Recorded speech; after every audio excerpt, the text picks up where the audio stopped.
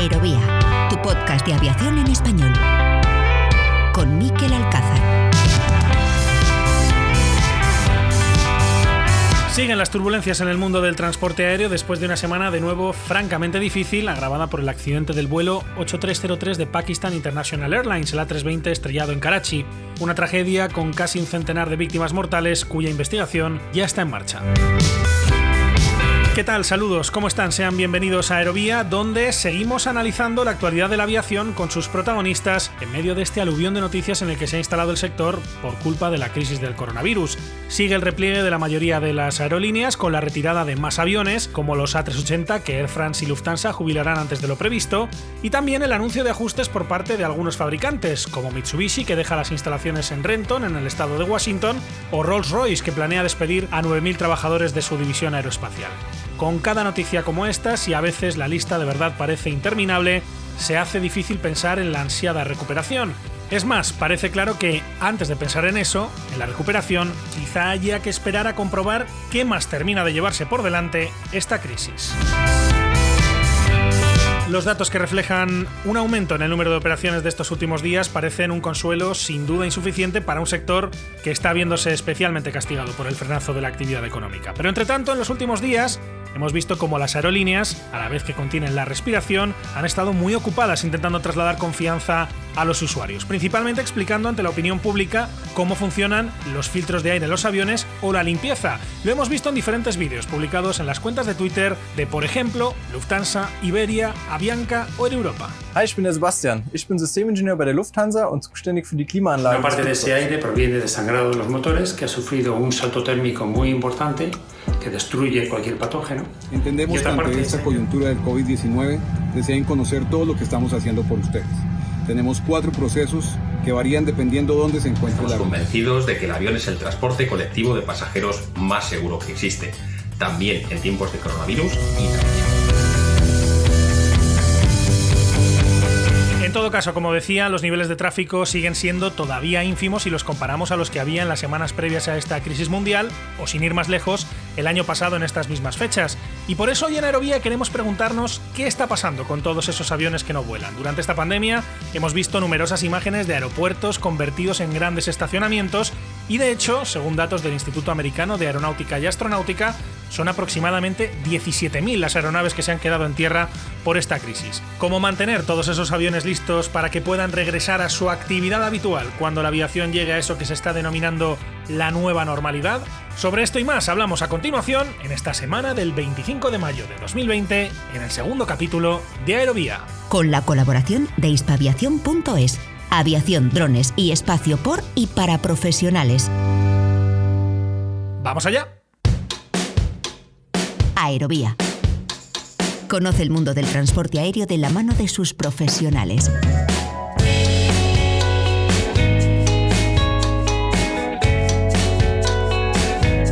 Está siendo sin duda uno de los focos de actividad aeronáutica durante esta crisis y también protagonista de un buen número de noticias y reportajes en medios de comunicación, como la agencia EFE, el periódico El País o, por ejemplo, los informativos de Mediaset.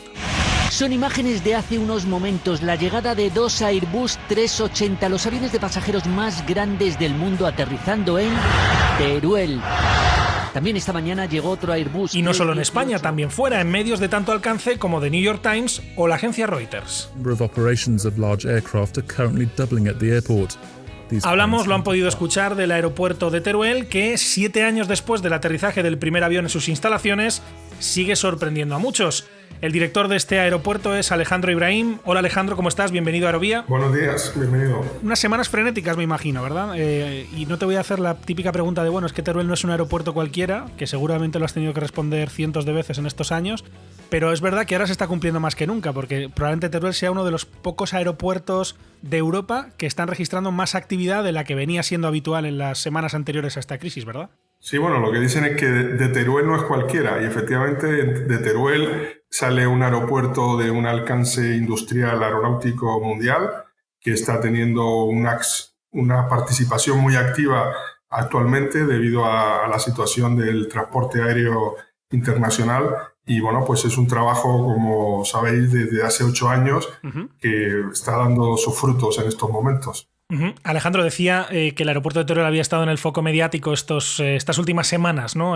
Durante esta crisis, principalmente por la actividad de Tarmac Aerosafe, que enseguida hablaremos de ella, de esta empresa, de lo que hace en el aeropuerto, pero tenéis más cosas allí, ¿verdad? Sí, efectivamente, el proyecto del consorcio del aeropuerto de Teruel, que como sabéis es, vamos a aclararlo, del gobierno de Aragón es 60% y del 40% del ayuntamiento de Teruel, es una entidad pública que es propietaria de todos los terrenos del aeropuerto de Teruel y entonces tiene diferentes concesiones a diferentes empresas. Uno de nuestros principales clientes, por supuesto, es esta empresa que comentáis, Tarmac Aerosafe, que lleva desde el año 2011 que se firmó el contrato de concesión. Luego también tenemos otra empresa como es PLD Space, empresa de cohetes, bueno, en este caso es un banco de pruebas de cohetes que llevan también 6 años con nosotros y también lleva casi 5, tirando 6, la empresa BP para el suministro de combustible. Eso es como concesiones. Luego tenemos autorizaciones de escuelas de vuelo y del servicio medicalizado del 112, trabajos aéreos, ensayos en vuelo, en fin. Tenemos otra serie de clientes que al final están, bueno, desarrollando un poco la actividad industrial, recalcando que este es un aeropuerto, como ya todos sabemos, que no se dedica a la actividad comercial de pasajeros y que, por tanto, el efecto COVID o el efecto coronavirus pues no ha sido tan negativo porque no hemos tenido ese lastre de perder pasajeros. Haciendo un poco de retrospectiva, Alejandro, me parece un caso muy interesante el de Teruel, ¿no? Porque se pone en marcha en el año 2007 con ese consorcio Gobierno de Aragón, Ayuntamiento de Teruel, y las obras se inician en 2009, que lo recordarán todos los oyentes. Son los peores años de la crisis, se finaliza el hangar en 2012, todo esto a las afueras de la capital de una de las provincias más despobladas de España, en una época muy, muy dura, muy difícil, en la que probablemente desde un cierto desconocimiento a veces se asociaba el aeropuerto de Teruel con otros como el de Castellón o Ciudad Real, y no sé si en aquel momento casi era una cuestión de fe embarcarse en un proyecto como este. Bueno, le echamos mucho valor, y yo concretamente a nivel personal también, porque vamos a ver, yo me incorporé como primer director, ahora voy a cumplir 8 años, en septiembre del 2012, y efectivamente se habían terminado las obras iniciales de en torno a unos 40 millones de lo que era la pista y un poco la infraestructura inicial muy básica, ¿no? Y no teníamos en aquel momento ningún cliente, ¿no? Entonces, bueno, pues sí, era atractivo lo de ser director de un aeropuerto, pero era cierto que veníamos de la crisis del 2008 y muchos aeropuertos en España estaban perdiendo pasajeros y en una situación delicada. Entonces tuve que, digamos, convencer que esto podría plantearse de otra manera, como tuve el apoyo del Gobierno de Aragón. Y bueno, al poco tiempo efectivamente comenzaron las actividades de Tarmac, empezamos a hacer infraestructuras adicionales que eran necesarias, pavimentaciones de campa, crecimiento de otra serie de cuestiones como otros hangares, etcétera, y poco a poco fuimos haciendo una gestión bastante, digamos, de gastos bastante exhaustiva y muy adaptada a las circunstancias que nos permitió generar la actividad inicial que luego nos hizo que poco a poco fuéramos creciendo y llegar a una situación actual de cierta holgura, digamos, y bueno, la verdad es que acertamos, creo yo, en el modelo de negocio que se planteó desde el inicio, aunque estoy de acuerdo contigo, que poca gente o creía, ¿no? Porque es verdad, cuando algo comienza, y sobre todo en este sector, en el sector aeroportuario, bueno, pues no es habitual, ¿no? Que estén creándose aeropuertos todos los días, y sobre todo en Teruel, pues entendamos que es una ciudad con pocos habitantes, bueno, pues y en plena crisis, pues tenía todos los ingredientes para tener pega, ¿no? Sí, desde luego. Cuando se puso en marcha el proyecto, Alejandro, me imagino que se tenía en mente competir en una industria internacional, pero ¿qué es lo que ofrece Teruel que pueda hacerle competir con el desierto de Arizona o con el de Mojave en California? Bueno, estoy de acuerdo contigo que el proyecto era ambicioso dentro de la inversión bastante ajustada. Y digo bastante ajustada porque si pensamos que la inversión inicial fueron 40 millones, que puede parecer mucho, si lo comparamos con el resto del mundo, una inversión aeroportuaria de 40 millones es algo minúsculo. Es lo mínimo que se hace, por ejemplo, para hacer una pequeña terminal de cualquier aeropuerto. Entonces, pero ¿qué ventaja teníamos competitiva? Que es lo que me estás preguntando, ¿no? Pues efectivamente teníamos grandes terrenos, mucho terreno, teníamos unas condiciones climatológicas increíble, más de 250 días al año de sol, en un lugar que no hay congestión, el aeropuerto de más altitud de España, que nos permitía también ser un clima totalmente seco, semidesértico, dejando claro que no tiene arena, es decir, no es desierto, es decir, tiene terreno compacto, lo cual es muy bueno para los aviones. En fin, teníamos todos los ingredientes necesarios para poder tener éxito en este negocio, que era un negocio que, como tú comentas, en Mojave, en Estados Unidos, ya existía porque, bueno, Boeing adelantó efectivamente la industria aeroespacial aeronáutica a Europa en el inicio, y aquí en los años 70 se creó el conglomerado, efectivamente Airbus, de todas las empresas europeas que se unieron entre sí, y a partir de ahí se creó esta industria tan importante que es actual, que es el transporte aéreo, que bueno, pues el año pasado sabéis que movió pues esos 7.000 millones de personas en todo el mundo. Efectivamente, esos aviones de los años 70 ya necesitaban tener que desmantelarse, y ya muchos de ellos pues empezaban a ser reciclados, y sustituidos por otros nuevos. Y los aeropuertos convencionales, pues es una molestia tener este tipo de aviones que no están funcionando. Entonces, nos dimos cuenta que las industrias estaban empezando a ver que, bueno, pues que está el trabajo normal de transporte comercial de pasajeros, y que luego en paralelo había un trabajo que era el mantenimiento más fuera de línea, un trabajo más esmerado de estos aviones, el tener estos aviones almacenados en un lugar seguro con el personal especializado, pero que no afecte a la operativa de los aeropuertos convencionales. Y todo eso pues era algo que en Europa no existía, y bueno, pues se creó aquí hace, como digo, 10 años, y ahora está dando sus frutos. Claro, en este camino que has ido relatando, Alejandro, el aeropuerto ha ido ampliándose, ha ido mejorando sus capacidades, y no sé si hoy en día tenéis contabilizado el número de trabajadores que dependen del aeropuerto y un poco cuál es el tejido empresarial que se ha ido conformando alrededor del aeropuerto de Teruel. Bueno, sí lo tenemos. Incluso hay un estudio de la Universidad de Zaragoza que hizo un impacto económico de los primeros 5 años, y bueno, es unos resultados impresionantes, ¿no? Lógicamente, de no haber nada, porque como digo, fue literal. Cuando yo llegué aquí, pues entré por la puerta prácticamente solo, ¿no? Esto estaba sin arrancar, ¿no? Es literal. Y a partir de ahí, pues yo creo que estamos en torno ya a más de 350 personas en las diferentes empresas que están. Y eso en los empleos directos de estas empresas que están en el aeropuerto, que hay, como tú comentas, 6 o 7, pero luego también tenemos clientes que vienen de vez en cuando. Yo qué sé, pues esta semana nos va a venir una empresa de trabajos aéreos, hemos tenido empresas que han estado durante 2 o 3 semanas haciendo pruebas en el aeropuerto, en fin, cuestiones de este tipo o de otras actividades relacionadas. Y luego están efectivamente los empleos indirectos, que para nosotros también es muy significativo. Ahora la situación pues es un poco más complicada porque los clientes de Tarmac, o incluso empresas que antes venían de forma más asidua, como puede ser aviación general, aviación ejecutiva, pues ahora está un poco más restringido, pero eso también movía personal. Y como digo, está luego el tema de las empresas que están trabajando para las empresas del aeropuerto. Yo, sin poner un ejemplo de otras, sino nosotros en concreto, pues ahora tenemos un plan de inversión de casi 30 millones de euros en los próximos 3 años, y vamos a contratar, por tanto, varias empresas a través de contratos públicos, como sabéis, para hacer un hangar doble, un 380, para hacer un hangar de pintura, para hacer una plataforma de estacionamiento de 37.000 metros cuadrados, para hacer la campa fase 3, para hacer una planta fotovoltaica, para hacer 3 naves de aviación ejecutiva. Todo esto que os estoy comentando se está haciendo en paralelo, y van a empezar las obras ahora entre junio y julio. Entonces, eso generará también mucho empleo, ¿no? Esos hangares de 380, por ejemplo, me imagino que después se saca una concesión adicional para que la empresa que está ahí los opere, ¿o cómo se formaliza eso? Sí, exactamente. Nuestra forma de funcionar como empresa de la administración, pues estos son terrenos demaniales, hacemos las infraestructuras, y luego efectivamente, una vez terminamos, un poco antes, sacamos a concesión pues los servicios que se pueden prestar, y bueno, pues una forma habitual de trabajar, ¿no? Lo hicimos pues con el caso de Tarmac, que está en una concesión a 25 años más 10 ampliables.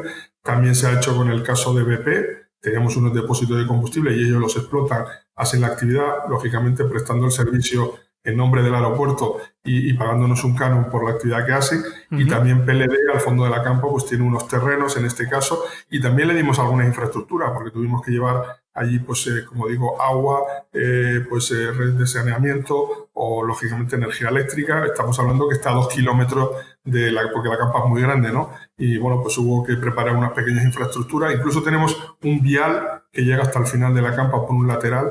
En fin, que todas esas infraestructuras las dota el aeropuerto y luego intentamos que con diferentes clientes pues lo que se pretende es generar empleo en Teruel, que es muy necesario, como en todos sitios y aquí, por supuesto, empleo de calidad, empleo de personal en muchos casos especializado y de larga duración, ¿no? Porque ya digo que son empresas, como digo, que llevan como nosotros 7, 8 años, ¿no? Lo que no hay, Alejandro, y esto puede sorprender porque es un aeropuerto que está recibiendo en estas semanas aviones sobre todo de fuselaje ancho, A380, 777, 747.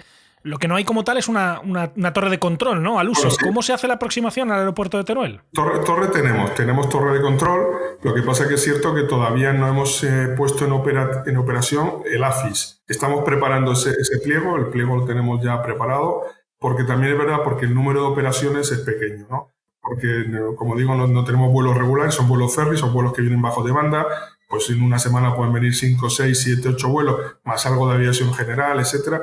El año pasado, tuvimos una media de 5.000 operaciones al año. Son pocas operaciones, pero entonces, ¿cómo vienen los aviones? Pues los aviones, lógicamente, el tráfico aéreo está con vuelo instrumental, ¿no? Porque tienes los centros de control y cuando están en los últimos kilómetros antes de llegar al aeropuerto, pasan a vuelo visual y los aviones aterrizan en Teruel en vuelo visual.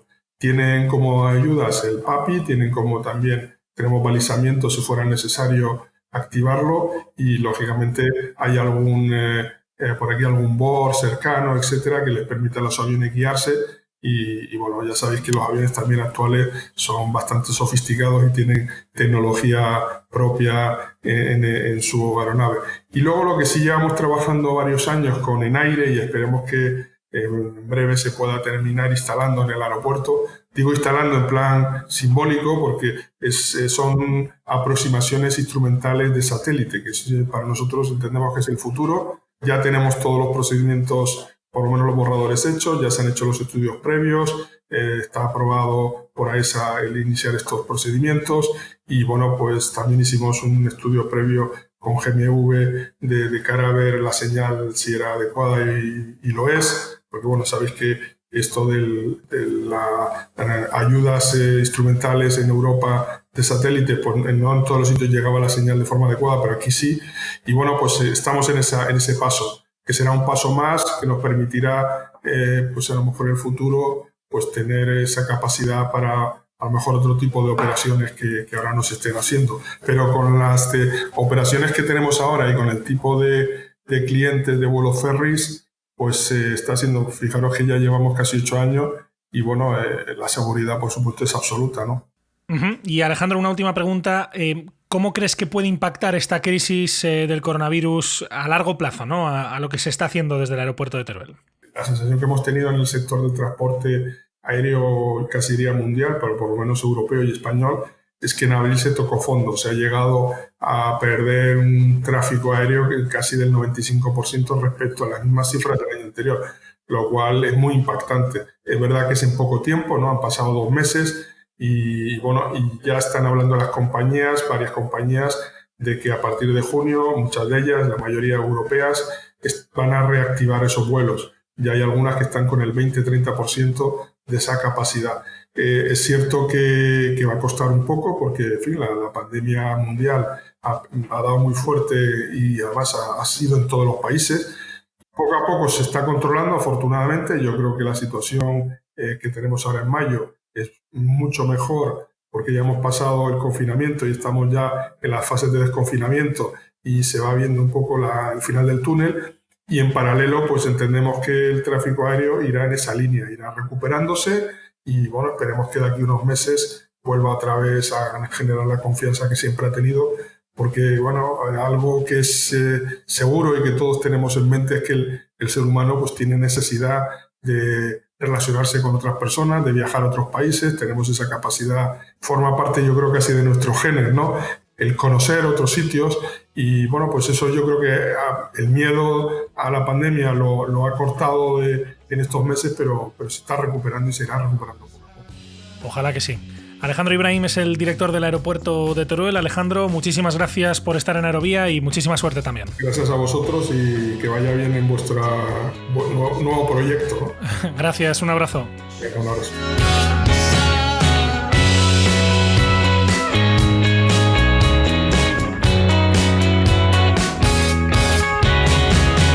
Y seguimos en Teruel porque, como decíamos, la mayor responsable de que el mundo de la aviación mire hacia allá en estas fechas es la empresa Tarmac Aerosafe. El director de la planta de Tarmac en Teruel es Pedro Sáez. Hola Pedro, ¿cómo estás? Bienvenido a Aerovía. Hola, buenas tardes. Encantado de estar con vosotros. Muchísimas gracias por tu tiempo. ¿Cuántos aviones hay ahora mismo en las instalaciones, en la plataforma y en los hangares de Tarmac en Teruel, más o menos? Pues ahora mismo 105 aviones. ¿Es el récord o ha habido épocas de más actividad? No. Ahora mismo es el récord absoluto. Y hablamos sobre todo de aviones de fuselaje ancho, ¿no? Que es un poco la especialización que tienen allí en la planta de Teruel. Sí, pero tenemos aproximadamente es un 70-30, 75-25 de wide body single aisle. Uh-huh. ¿Cuál es el cliente típico de Tarmac? Pues mira, esto es un mundo y una industria, como bien sabes, que está muy globalizada. Esto es un negocio global y aquí vienen clientes de todo el mundo. Pueden ser líneas aéreas o pueden ser lessors, propietarios de las aeronaves, y vienen de todo el mundo, de Europa, de Medio Oriente, de Asia, del Lejano Oriente, de América, de cualquier parte del mundo en general. Se asocia normalmente Tarmac con Airbus porque es una de las empresas que están en el accionariado, ¿verdad? Pero sí. En realidad trabajan con todo tipo de modelos, ¿verdad? Sí.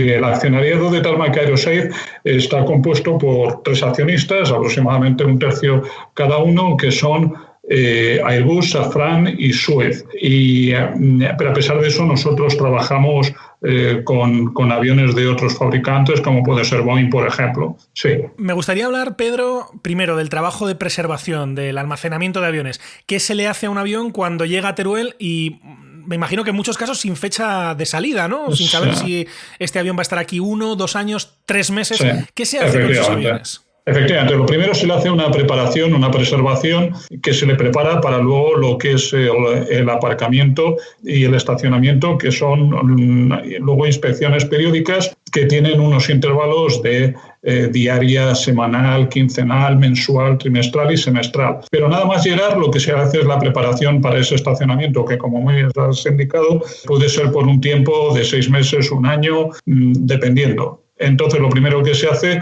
es una lubricación completa de tren de aterrizaje, mandos de vuelo, se cubren las ventanas, se cubren todos los registros, todas las sondas estáticas y pitot, se hacen los trabajos de preservación de cabina, drenaje de agua potable y de residuos, la preservación de los motores, el cubrirlo, colocarle disecante, que es para absorber la humedad. Es decir, se hace una preparación para después lo que vendrá, que son esas tareas periódicas que te decía que tienen esos intervalos. Todo esto que estás comentando, Pedro, me imagino que, claro, requiere tiempo, ¿no? O sea, la capacidad, me imagino, de ir aceptando nuevos clientes, entre comillas, será limitada, ¿no? Porque al final, el avión, hacerle todos esos procesos que has estado comentando para luego ya dejarlo estacionado en la plataforma, me imagino que lleva un tiempo, ¿no? Sí, son muchas horas hombre y efectivamente lo que dices, hay una determinada cadencia que es necesaria para poder ir asimilando las llegadas e irlo dejando preparados para las inspecciones periódicas, y luego, además de las inspecciones periódicas, pueden haber también paquetes de trabajo que puedan pedir adicionalmente cada cliente. Uh-huh. Pedro, esto es algo que sorprende mucho, ¿no? A veces a la gente que no trabaja en el sector, el hecho de que haya aviones que pasan temporadas largas de varios años antes de volver a recuperar su actividad. Sí. En el caso de Tarmac allí en Teruel, ¿cuál es el récord de un avión que haya estado más tiempo esperando a volver a la actividad? 3 años y medio, pero lo normal es que estén entre aproximadamente 1 año, año y medio. Pero es verdad que la gente se sorprende y piensa que el tener el avión estacionado es como cuando dejas aparcado un coche en un garaje y nada más lejos de la realidad. Para nada. Tiene, después de todos los trabajos que te he comentado de preservación y preparación para el estacionamiento. Luego tiene las inspecciones periódicas con esas periodicidades que te he indicado, en la que son lubricación, inspecciones de superficies y tuberías, las que están en contacto con el exterior para ver que están en perfecto estado y no tienen corrosión, inspecciones de todo el tren de aterrizaje, de las ruedas, los frenos, mover las ruedas, girándolas cada 15 días para que no se queden desgastadas o deformadas en una posición, pruebas operativas de ventilación de compartimentos de aviónica, de carga de bodega, pruebas de presurización de los sistemas hidráulicos, pruebas operativas de los mandos de vuelo. Algunas flotas hasta cada 6 meses hay que llevarlas al hangar, ponerlas sobre gatos y hacer las pruebas de extracción y retracción de tren. Es decir, es una cantidad de trabajo impresionante. Claro. No es dejar aparcado el coche, en absoluto. La otra gran actividad que se hace allí en Tarmac, Pedro, es todo lo que tiene que ver con el reciclado de los aviones, ¿no? Con reciclar componentes. Nosotros tenemos las actividades a las que nos dedicamos son al mantenimiento, a la preservación y el estacionamiento, los trabajos de devolución de una aeronave y el reciclado. Entonces, eso básicamente es mantenimiento y vuelta al servicio, el estacionamiento y el reciclado. Esas son las 3 tareas principales que tenemos.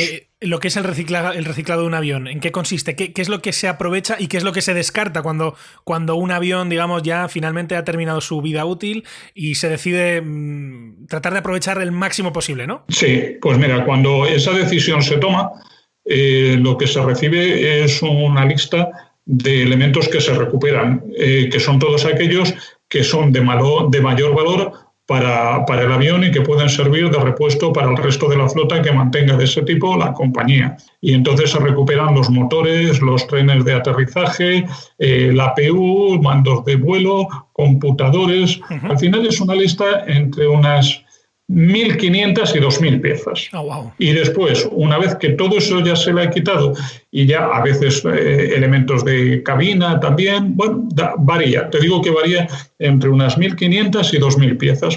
Y cuando eso ya se ha completado, entonces lo que se hace es pasar al reciclado, donde se recupera el 94% del peso del avión. Wow. Para uso aeronáutico, es decir, se recupera todo el aluminio, todo el acero, el titanio, que aunque es un 2% del peso del avión, es muy difícil de extracción y hay que agotar recursos naturales, entonces el titanio también se recupera para uso aeronáutico. Y luego ya lo que queda, ese 6% restante, lo que se lleva es a agentes autorizados de reciclado para que se recicle siendo muy respetuoso con el medio ambiente. Todo esto es un trabajo que, por lo que estás diciendo además, uno se puede imaginar que lleva tiempo, ¿no? Hemos leído que en Tarmac ya se están preparando, ya lo están haciendo, de hecho, el reciclaje de varios A380, ahora que se ha anunciado, de hecho, que varias aerolíneas como Air France o Lufthansa van a desprenderse de este modelo. No sé si, de hecho, es el destino que le espera a alguno de los que están ahora mismo allí en Teruel, pero ¿cuánto tiempo puede llevar a un avión tan grande, el avión más grande de pasajeros que existe, darle ese proceso de reciclado desde que comienza hasta que termina? Pues depende de las piezas del número de piezas que se quieran reciclar, pero puede oscilar entre 1 mes y medio, alrededor de 1 mes y medio. Casi nada. Y una última pregunta, Pedro.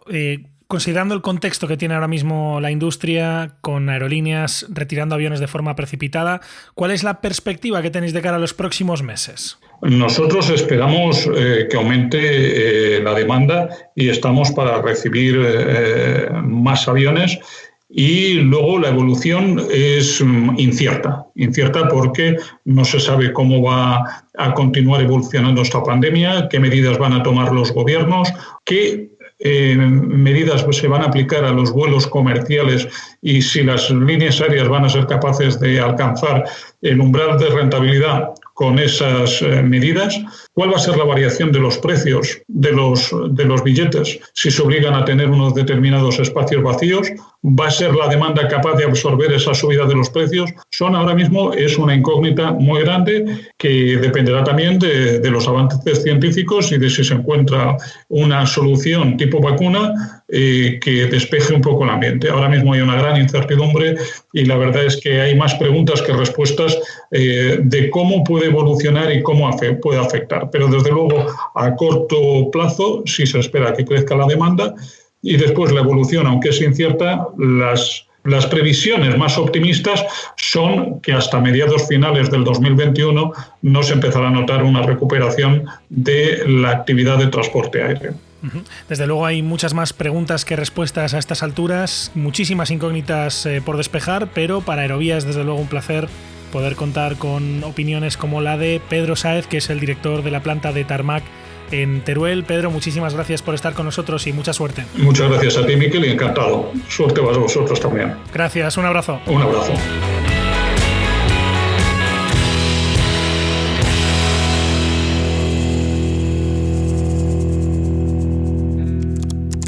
¿Quieres contactar con nosotros? Escríbenos a info@aerovia.net.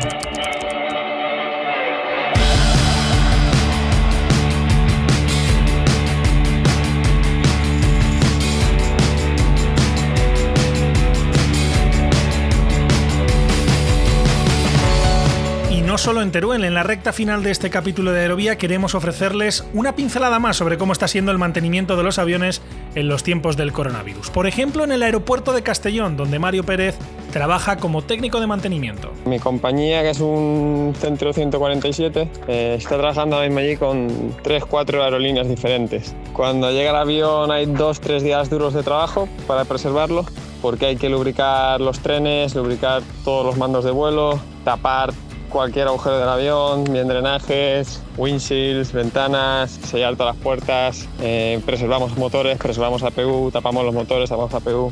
Entonces hay mucho trabajo. Una vez está hecha la preservación en sí, cada 7 días un mantenimiento muy ligero, que es chequear que no se haya volado ningún capó, que esté todo bien tapado. Luego cada 15 días es mirar presión de ruedas y cargar las baterías por 2 horas. Y cada mes sí que se hace un mantenimiento un poco mayor. Se giran las ruedas, se hacen un par de test en cabina. ¿Y qué están haciendo, por ejemplo, las grandes aerolíneas con sus aviones? Yerayo Quiñena es técnico de mantenimiento de Ryanair en su base de Birmingham, en el Reino Unido. En Ryanair se están haciendo unas cosas un poco diferentes, ya que tenemos permiso del fabricante, en este caso Boeing, para dejar el avión aparcado durante 14 días y no 7, sin preservar. Aún así, les estamos haciendo la inspección diaria cada 24 o 48 horas dependiendo de la base, y todas las ondas pitot están debidamente cubiertas para evitar ingesta de insectos. Antes de que lleguen esos 14 días, Planning habrá programado un vuelo, que bien puede ser a un hangar o simplemente un vuelo local, para mantener la aeronave navegable.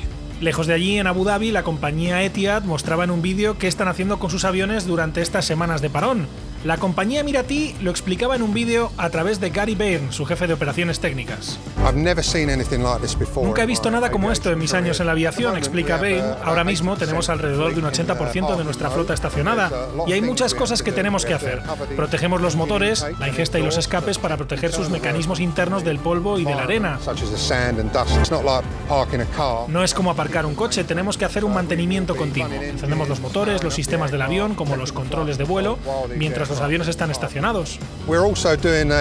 También estamos haciendo una renovación de la cabina, revisando individualmente todos los asientos de cada avión. Hasta ahora hemos reemplazado 10.000 fundas en los asientos y hemos limpiado a fondo todas las alfombras. Cuando nuestros aviones vuelvan a entrar en servicio, para los pasajeros será como entrar en uno nuevo. El trabajo es similar, aunque en un entorno muy distinto al del desierto, en el aeropuerto de Washington Dulles, en la capital de Estados Unidos, uno de los hubs de United. Lo explicaba uno de los técnicos de mantenimiento de esta compañía, Travis Ali, en ABC News. En mis casi 20 años en la aviación nunca había visto una cantidad semejante de aviones estacionados, explica Ali, que muestra cómo cubren con cinta las partes más sensibles del avión para mantener a los insectos, los pájaros y a todos fuera. Otra de las cosas que hacemos es encender el sistema de aire acondicionado para evacuar la humedad fuera de la cabina. Ali también explica que los aviones se estacionan introduciendo combustible mezclado con otros químicos en sus tanques. Como están en el exterior, dice, en caso de que haya tormentas con mucho viento o cualquier otro fenómeno meteorológico, el peso extra del combustible nos ayuda a asegurar el avión.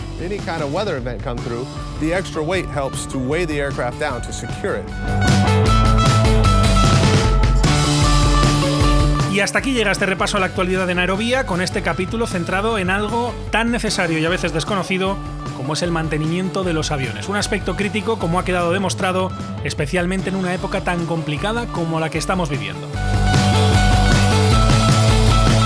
La próxima semana más. Mientras tanto, nos encontramos en facebook.com/aeroviapodcast, en los perfiles en las redes sociales de Hispaviación y, por supuesto, en nuestra página web en www.aerovia.net. Por cierto, les agradecemos mucho que nos sigan recomendando a sus familiares, a sus amigos, a cualquiera que ustedes piensen que puede estar interesado en este podcast. Para ello, no olviden que nos pueden escuchar en las principales plataformas como Apple Podcast, Spotify e iVoox. Muchas gracias por estar ahí y hasta la próxima.